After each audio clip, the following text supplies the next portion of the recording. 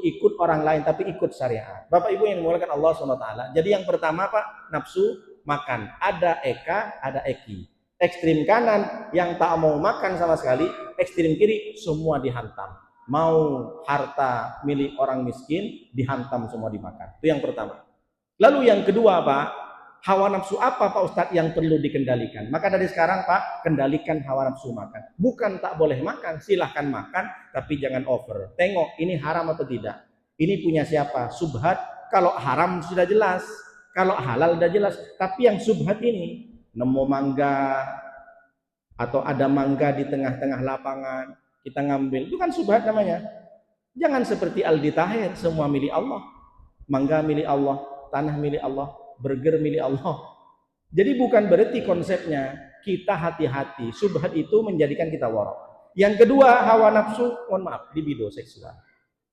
Ada namanya ekstrim kanan, ada ekstrim kiri.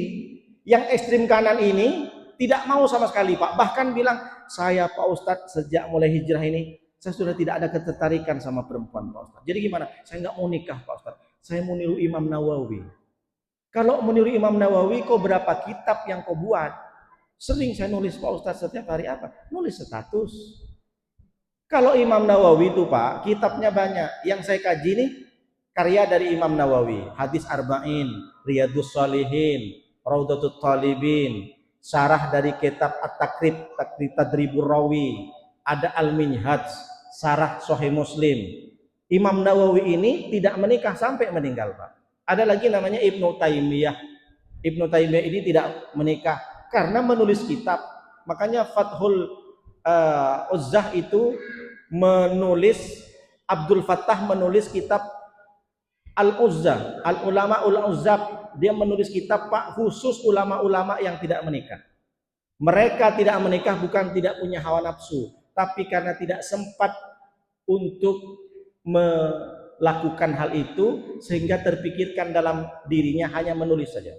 Selesai tidur nulis kitab, selesai nulis kitab sholat, puasa setiap hari, selesai sholat nulis lagi, ngantuk tidur, bangun tidur nulis kitab. Maka sampai sekarang miliaran orang belajar kitab Nawawi, ya karangan karya Imam Nawawi. Makanya Imam Nawawi tak usah perlu sibuk-sibuk, beliau langsung masuk surga. Setiap orang mengkaji kitabnya, beliau dapat transfer pahala. Jadi kalau ada orang bilang, saya ini sudah tidak nafsu sama sekali Pak Ustadz, ya itu tadi saya bilang, hantu berarti dia Pak. Tak ada cerita orang ini pasti ketertarikan. Makanya bapak-bapak sampai umur, kita nggak heran ada kakek-kakek 70 tahun masih menikah. Ada kan Pak? Itu berarti menunjukkan masih ada hawa nafsu. Cuma memang daya ketahanan, kekuatan sudah menurun. Macam motor, macam mobil. Jadi jangan over kali juga. Maka ada yang pertama namanya ekstrim kanan, tidak mau menikah sama sekali, mau niru ulama katanya. Tapi ada yang kedua Pak, ekstrim kiri, sina dilubangin aja semua orang. Apa kalau dulu namanya Pak, playboy cap tupai. Bapak cak tupai. Tupai ini kan ngelubangin pohon kelapa kan. Asal ada pohon kelapa dilubangin. Ada orang yang sampai tua pun masih seperti tupai itu Pak. Jadi ada orang yang kedua nih ekstrim kiri, asina mau nikah semuanya, asina selingkuh, asina pacaran. Padahal sudah jelas Nabi mengatakan manistato'ah minkumul ba'ah falyatazawwad. Siapa di antara kalian yang mampu menikah, silahkan menikah. Kenapa? Karena kata Rasulullah, fa innahu agaddu lil basar. Sesungguhnya menikah itu menundukkan kepala. Maksudnya orang kalau sudah menikah itu hawa nafsunya sudah dikontrol dan nunduk. Datang ibu-ibu, Pak Ustadz, saya sudah nikah sama suami saya sudah 10 tahun, tapi muka suami, kepala suami nggak pernah nunduk Pak Ustadz. Kapan Bu? Pas di BCS. Makanya jangan ajak ke BCS, saya bilang gitu. Emang kenapa di BCS? Di BCS kan banyak amoy-amoy, saya bilang gitu. Jadi suami ini, kalau laki-laki ini Pak, tak bisa kita hindarkan. Laki-laki kan sudah sering saya bilang, laki-laki isi kepalanya tuh bukan emas. Bapak kalau ditawarin emas, mana mau? Mau emas Pak, mau baju Pak, biasa aja. Tapi kalau Bapak ditawarin sama istrinya, abang mau menikah lagi. Oh, betul nggak? Kalau laki-laki ditawarin seperti itu mau Pak. Kenapa? Karena memang Rasulullah sudah menyampaikan, di dalam Al-Quran pun disebutkan, fankihu mato balakum masna wa thulatha wa ruba. Kata Allah, silakan kalian laki-laki nikahi perempuan 2, 3, 4. Fa in khiftum, tapi kalau kamu takut, kata Allah, Allah ta'dilu, untuk berlaku adil, kamu takut tak adil nanti ketika menikah 2, 3, fawahidah, maka 1, kata Allah. Berarti bapak-bapak yang istri 1 ini termasuk orang yang takut, ya kan? Kan takut kan Allah, kalau kamu takut. Tapi kalau yang Al-Quran itu takut tak berlaku adil, takut tak adil sama istri. Kalau yang di depan saya termasuk saya takut sama istri, bukan karena takut adil. Nggak ada pikiran ini, karena takut aja. Bukan gimana loh Pak Ustaz, saya berani Pak Ustaz, cuma yang di rumah itu lebih berani.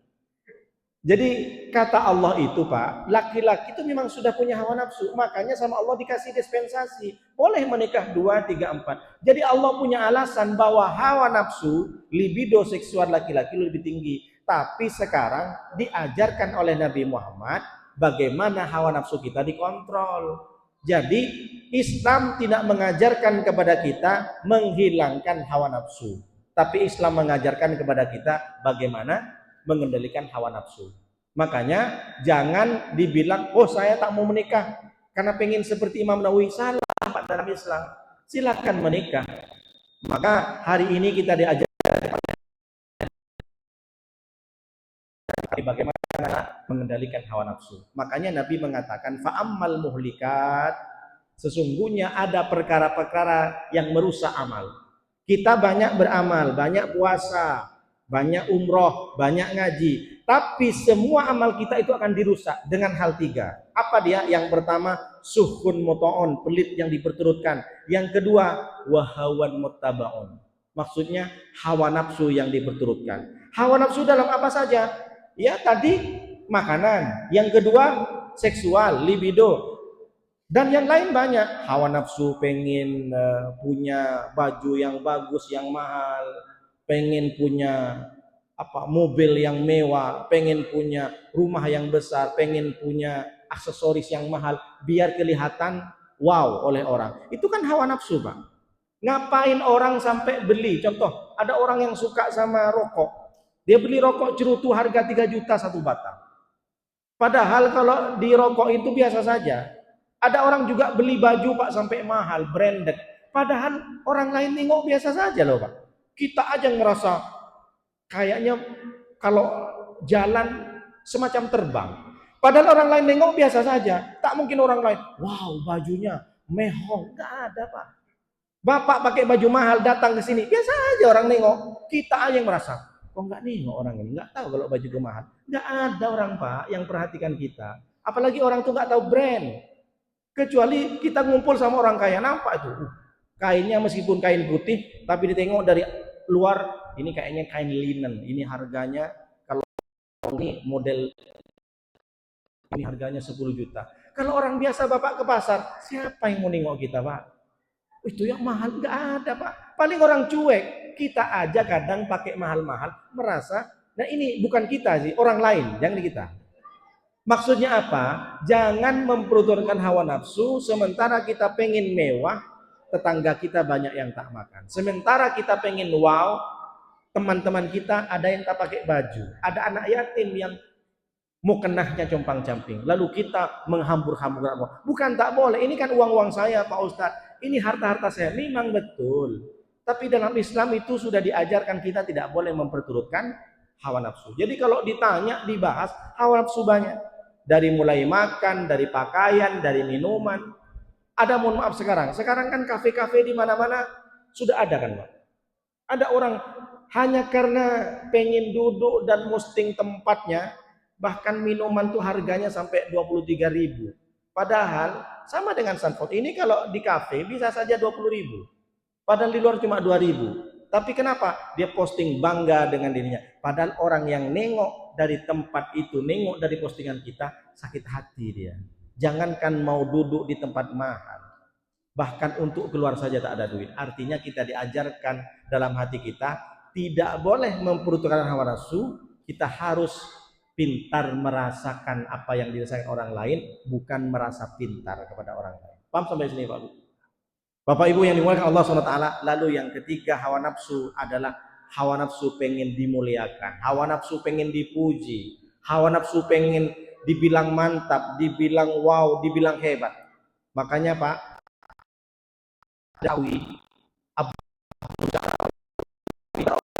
kitab tafsir Asy-Sya'rawi itu diangkat